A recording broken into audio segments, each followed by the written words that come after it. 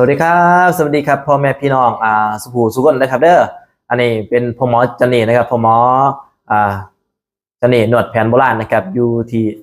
บ้านโพตากอำเภอพิบูลมังสาหารจังหวัดอุบลราชธานีสำหรับแม่หลายๆคนเนาะที่สอบถามกันเข้ามาว่าเป็นคนอีสานบอยู่ไสบนะครับผมก็เป็นคนจังหวัดอุบลราชธานีนะครับเด้ออ่า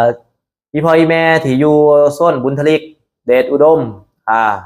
ผงเจียมสีเมืองไม้ตาลสุมที่โทรสอบถามกันเข้ามาผู้ใดมีอาการเจ็บขาเจ็บแข้งปวดหลังปวดเอวปวดสะโพกเล่าลงขานะครับไหล่ติดไหล่ตึงนิ้วล็อกมือซ่าอยากสิมานวดก็ยินดีต้อนรับเด้อแล้วก็พี่อยู่โซนสปปลาวผ่านมาเจอคลิปนี้นะครับอยากจะมานวดกับผมหมอจอนนี่นะครับหมอนวดจอนนี่ก็ยินดีต้อนรับสุภูสุคนครับสิเป็นคนไทยคนลาวเขาก็เป็นพี่เป็นน้องกันก็ยินดีต้อนรับสุภูสุคนเด้อไทยสิเข้ามาเนี่ยครับได้ก็ทักแชททักขอความเข้ามาหรือจะโทรเข้ามาที่เบอร์0836952992และ0914169229หมอนวดจอนนี่ก็ยินดีต้อนรับสุภูสุคนแล้วก็สำหรับพ่อแม่พี่น้องสุภูสุคนนะครับอีพออีแม่ที่โทรเข้ามาเนาะบางคนก็ว่าถาลูกถาหลานเสียงลูกให้หลานพามาก็ให้โทรเข้ามาจองคิวก่อนเข้ามาเด้อแม่เด้อเพราะว่าจองคิวก็บ่ได้เสียเงินดอกจองคิวบ่ให้เสียเงินเพราะว่าแค่ลงซื้อไว้เพราะว่านวดแล้วจังใจเพราะว่ามันจังสิเป็นค่าคู่ค่าค่ายสิบ่รับเงินก่อนเด้อ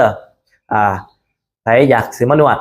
ค่ายเซนนวดจับเซนนวดแผนโบราณก็ยินดีต้อนรับเด้อครับเด้อมื้อนี้มาเว้าเป็นภาษาอีสานให้อีพ่ออีแม่บางคนจังสิเข้าใจเนาะเพราะว่า FC ผมเหมือนมีแต่รุ่น60 70ช่วงนี้รุ่นเขียวมากก็หลายก็สินวดให้ตามอาการใครมีโรคประจำตัวหลายก็นวดไปตามอาการน้อยพ่อยแม่อันนี้ต้องเข้าใจเด้อแล้วก็ผู้ใดที่ความดันสูงกันสูงแห้งนวดบ่ได้ก็คือนวดบ่ได้เด้ออย่าเครียดอย่าขมผมก็เฮ็ดตามหน้าที่ของผมเฮ็ดได้ซ้ำใดเอาซ้ำนั้นมีอาการปวดขาปวดแข้งก็ยินดีต้อนรับสุภูสุคนไปเบิ่งคลิปเห็นคลิปเข้าห้องก็อย่าสิไปย่านเพราะว่ามาฮอดก็บ่ได้ไปนวดเจ็บนวดแห้งปานนั้นบ่ได้ไปเฮ็ดคักปานนั้นดอกผู้ใดที่เพิ่นมาเพิ่นห้องเพิ่นขอให้หมอนวดจัดให้ผมก็จัดให้เนาะสำหรับคลิปนี้ผมก็แนะนำเป็นภาษาอีสานก็ให้พี่พ่อแม่ที่พี่น้องสุภูสุคนบางคนเว้าภาษากลางฟังบ่ฮู้เรื่องมื้อนี้ก็เว้าเป็นภาษา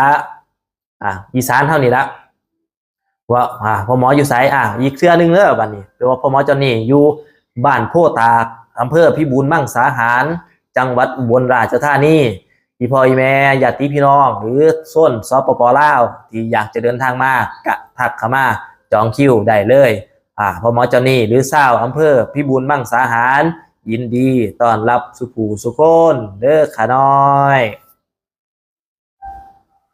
สวัสดีครับ